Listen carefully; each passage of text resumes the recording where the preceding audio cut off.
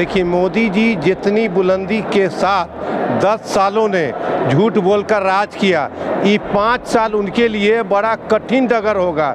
मतलब कांटों भरी ताज उनको दिया गया है। अब वो ना झूठ बोल सकते हैं, ना धोखा दे सकते हैं, ना ठग सकते हैं। 3 काम उनका बंद हो गया होगा। तब जाके बिहार की व्यवस्था बदलने के लिए 243 विधानसभा पे चुनाव लड़ेंगे, 242 नहीं, नॉट 242। अगर 242 होता है तब हम एक सीट पे गठबंधन करते हैं। इसीलिए जनता के साथ, बिहार की जनता के साथ हमारा गठबंधन है 243। और मैं आपको पूरी विनम्रता और ईमानदारी से, आप इस मेरे वक्तव्य को रिकॉर्ड करके रख लीजिएगा कि आगामी विधानसभा चाहे 24 में हो या 25 में हो, जनता का सुंदर राज बिहार की गद्दी पे स्थापित होगा। इसको कोई माइक का लाल रोक नहीं सकता है। और ये भी बता देते हैं 5 साल कार्यकाल पूरा करेंगे कि नहीं करेंगे, इस पे भी शक है। और नहीं करेंगे, ये भी मैं आपको कह देता हूँ, नहीं करने के बहुत। नमस्कार, आदाब, सलाम, सत श्री अकाल। आप देखना शुरू कर चुके हैं SR न्यूज़। मैं रिजवी, मैं अभी मौजूद हूँ पटना के ज्ञान भवन में। और जैसे कि लोकसभा चुनाव समाप्त हो चुका है, आज प्रधानमंत्री शपथ ग्रहण तीसरी बार करने जा रहे हैं। लेकिन लोकसभा का जो रिजल्ट आया है, जैसा कि कहा जा रहा था कि नीतीश कुमार कहीं न कहीं लोकसभा में इस बार फेंका जाएंगे, लेकिन उसी का उल्टा हुआ। कहीं न कहीं नीतीश कुमार अहम भूमिका में नजर आ रहे हैं। क्या कहना चाहेंगे बिहार में जिस तरीके से लोकसभा का जो रिजल्ट आया है, क्या लग रहा है आपको कि आगे इसका सरकार जो बनेगी चल पाएगी? नीतीश कुमार जी का पूर्व का अगर ट्रैक रिकॉर्ड आप देखेंगे तो उनके विषय में उनको खुद को नहीं पता कि उनका अगला कदम कौन सा होगा। हम हिंदुस्तान के एक सभ्य नागरिक होने के नाते, बिहारवासी होने के नाते उस मालिक से दुआ करेंगे कि जहां हैं वहां कुछ दिन टिके रहें, क्योंकि उनका कल सुबह कहां होगा, आज की रात कहां बीतेगी, ये कहना बहुत मुश्किल है। इस बार जो विधानसभा का चुनाव होने वाला है, क्या लगता है इस बार स्वराज जो आपके हैं प्रशांत किशोर का क्या रोल रहेगा बिहार में? प्रशांत किशोर जी ने जनता, बिहार की 14 करोड़ आवाम के बदौलत, उनके समर्थन के बदौलत 243 विधानसभा में जन सुराजियों को, जनता के बीच से वैसे ईमानदार व्यक्ति, किसी प्रकार का दाग नहीं हो, आपराधिक मुकदमा नहीं हो, साफ सुंदर छवि, ईमानदार छवि वाले 243 व्यक्तियों को, उसमें आज ही संविधान भी, आज उस पर चर्चा हुई, आम सहमति ली गई कि 40 जो है मातृशक्ति को भी, हर एक लोकसभा पे एक मातृशक्ति, मतलब 6 विधानसभा का एक लोकसभा, तो उस 6 में एक मातृशक्ति को भी प्रतिनिधित्व दिया जाएगा। और जिसकी जितनी हिस्सेदारी उसकी उतनी भागीदारी। लोकसभा में क्या है, कुछ रोल नहीं रहा इनका। कह रहे थे कि लोकसभा में भी हम कैंडिडेट उतारेंगे, लेकिन नहीं उतारे। तो विधानसभा में लग रहा है कि इस बार पूरी सीट पर लड़ेंगे। देखिए, बहुत सुंदर प्रश्न किया आपने। प्रशांत जी ने कभी भी कहा हो मुझे एक बाइट दिखा दें कि मैं लोकसभा चुनाव में पार्टिसिपेट करूंगा, उन्होंने हमेशा आप पत्रकार बंधुओं के जवाब को इसी रूप में दिया कि मुझे बिहार की व्यवस्था बदलनी है। तो बिहार की व्यवस्था बदलने के लिए बिहार की जनता से जो उन्होंने वादा किया कि हम सभी जिला का, सभी गांवों का भ्रमण करके और आपके आशीर्वाद से, आपकी इजाज़त से जब हम एक राष्ट्र, मतलब राजनीतिक दल बनाएंगे और वो दल आपका होगा, तब जाके बिहार की व्यवस्था बदलने के लिए 243 विधानसभा पे चुनाव लड़ेंगे, 242 नहीं, नॉट 242। अगर 242 होता है तब हम एक सीट पे गठबंधन करते हैं। इसीलिए जनता के साथ, बिहार की जनता के साथ हमारा गठबंधन है 243। और मैं आपको पूरी विनम्रता और ईमानदारी से, आप इस मेरे वक्तव्य को रिकॉर्ड करके रख लीजिएगा कि आगामी विधानसभा चाहे 24 में हो या 25 में हो, जनता का सुंदर राज बिहार की गद्दी पे स्थापित होगा। इसको कोई माइक का लाल रोक नहीं सकता। आज मोदी जी तीसरी बार प्रधानमंत्री का शपथ लेने जा रहे हैं, क्या कहना चाहेंगे, क्या शुभकामनाएं देना चाहेंगे? उनको बहुत बहुत शुभकामना देता हूं कि आज तक उन्होंने जितना झूठ बोला, चूँकि मैं मुजफ्फरपुर की धरती से बिलोंग करता हूं, जो उत्तर बिहार की अघोषित राजनीतिक सांस्कृतिक राजधानी है। 2019 में वो आए थे और उन्होंने कहा था कि मुझे वोट दो, और जिस मैदान से उन्होंने अपने भाषण को दिया था, कहा था कि इस पताही हवाई अड्डे से नियमित उड़ान भरेगी, मोतीपुर चीनी मिल की चीनी की चाय पीऊंगा, 2024 में आए, उसी हवाई अड्डे के मैदान से उन्होंने भाषण दिया, न हवाई जहाज उड़ा, न मोतीपुर की चीनी मिल की चीनी की चाय पिए, और फिर इस बार कहा कि मुझे वोट दो।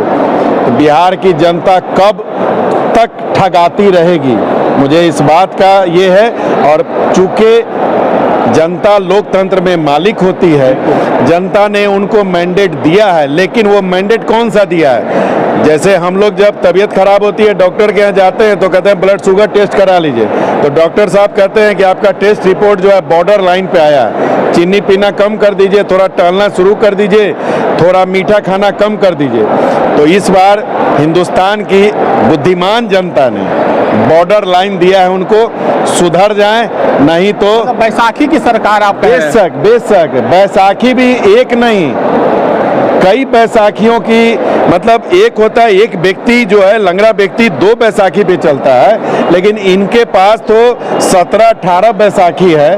और वो बैसाखी ऐसी है, चंद्रबाबू नायडू जी का भी ट्रैक रिकॉर्ड आप जानते हैं बंधु, नीतीश जी का भी ट्रैक रिकॉर्ड जानते हैं, और एक 2-2 वाले का ट्रैक रिकॉर्ड भी आप जानते हैं। इसीलिए कहना मुश्किल है, फिर भी शुभकामना है कि जो जनता से उन्होंने वादा किया है, उनको अग्निवीर योजना पे उनको जरूर मंथन करना चाहिए हर हाल में। वो जो सिर्फ बात करते हैं हिंदू मुस्लिम और हिंदुस्तान पाकिस्तान की, इस बात को करना बंद करें। हिंदुस्तान के नौजवानों को रोजगार चाहिए, हिंदुस्तान के नौजवानों को नौकरी चाहिए, हिंदुस्तान के तमाम आवाम का घर का चूल्हा जले। आप एक चीज़ गौर कीजिए, मैं आपको एक बहुत प्यारा सा अकाउंट बताता हूँ।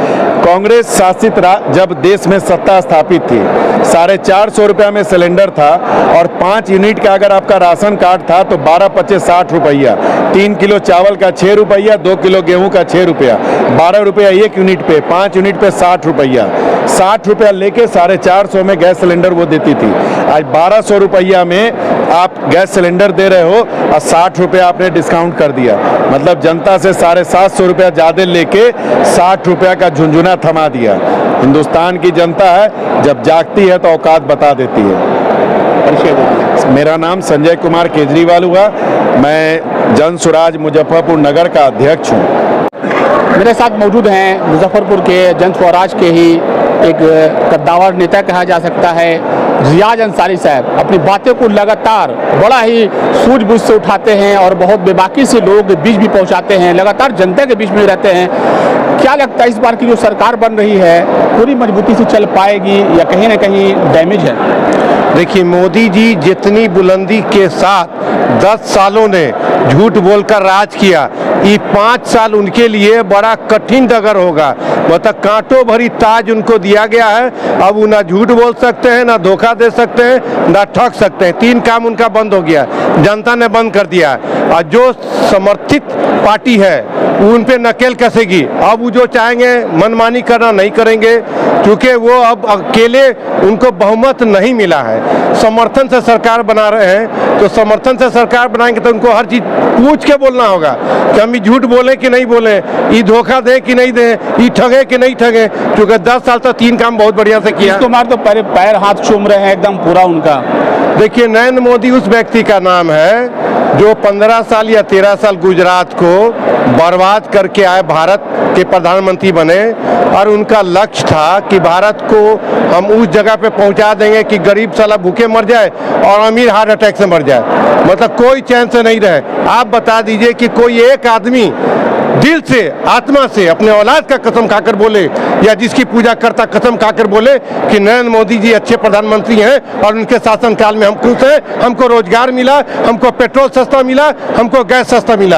अपने औलाद का कसम और धर्म के को साक्षी मानकर कसम खा के बोले, कोई एक व्यक्ति नहीं आएगा भारत में। मैं आपको चैलेंज के साथ कर रहा हूँ, यहाँ तक कि नरेंद्र मोदी जी के परिवार का उनका भाई नहीं आएगा जो अपनी पत्नी का नहीं हो सका, देश का क्या होगा। बोलते हैं कि हम 40 साल तक भिक्षा मांग के जीवन नौजवान जी अच्छा है, सब झूठ बोलते हैं। 2 करोड़ नौकरी, सब झूठ। बताइए 2 करोड़ नौकरी मिला क्या किसी को? खाली झूठ बोल के जनता को क्या चाहिए?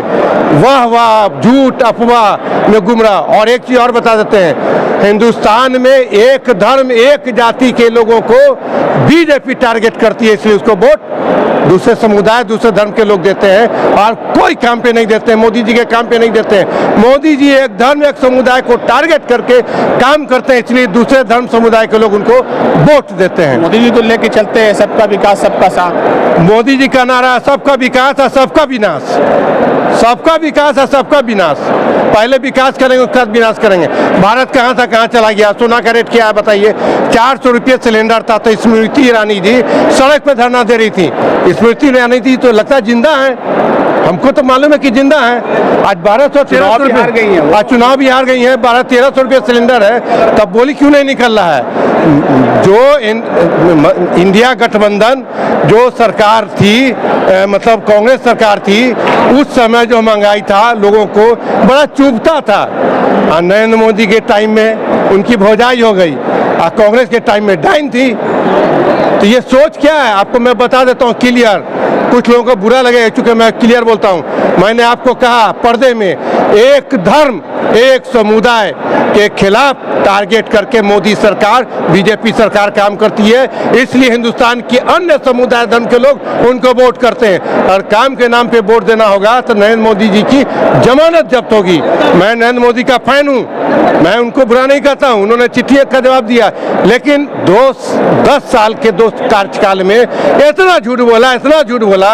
आप फाइन भी बोल रहे हैं कि हम फाइन है, फाइन कैसे हो गए उनके? झूठा आदमी का सब फाइन होता है, सच्चा आदमी का दोस्त बहुत कम होता है, झूठा आदमी का बहुत होता है। आप सुना होगा जितना भी चुटकुला सब झूठ पे आधारित है, जितना भी कहानी झूठ पे आधारित है, लेकिन लोग कितना चाव से देखता है। टीवी में धारावाहिक सब झूठा चाव से देखता है। तो ये झूठे आदमी है, झूठे प्रधानमंत्री हम इसलिए मानते हैं क्योंकि हम उनका विरोध करके भी क्या बिगाड़ सकते हैं? हमारे विरोध करने से जनता तो वोट से दिखा दिया कि कुछ भी हो सकता है। जनता आप वोट का औसत देख लीजिए और उनका ग्राफ देख लीजिए, वो जहाँ जहाँ से जीते हैं 2000, 5000, 7000, 10,000, 15,000, 1 लाख 2 लाख का टारगेट उनका नहीं है। और ये भी बता देते हैं 5 साल कार्यकाल पूरा करेंगे कि नहीं करेंगे, इस पे भी शक है। और नहीं करेंगे ये भी मैं आपको कह देता हूँ, नहीं करने के बहुत से कारण है, बहुत सा मामला है, फिर मिलिएगा तो बताएंगे। रियाज अंसारी, जन सुराज सदस्य, संस्थापक सदस्य, मुजफ्फरपुर, बिहार।